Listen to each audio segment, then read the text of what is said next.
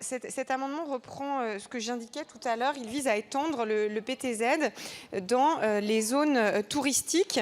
Je vous donne un exemple. Bien que situé en zone C, le coût du foncier dans les zones touristiques, particulièrement dans les stations de sport d'hiver ou les stations balnéaires ou en Corse, est souvent bien supérieur à celui des zones A, parfois dans le même département.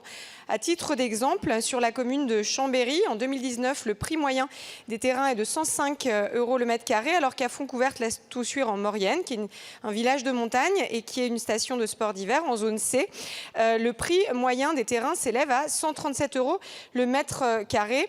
À ces coûts, évidemment, s'ajoutent des surcoûts de la construction en zone de montagne, ce qui est totalement prohibitif pour nos jeunes qui souhaitent continuer à vivre dans nos villages de montagne et avec des effets évidemment induits sur le maintien des services publics en zone de montagne ou en zone touristique, par exemple le maintien de nos écoles ou de nos classes, puisque les familles qui travaillent en station sont obligées de descendre et de vivre dans la vallée, ce qui implique également de prendre la voiture avec tout ce qu'on connaît sur les transports, etc.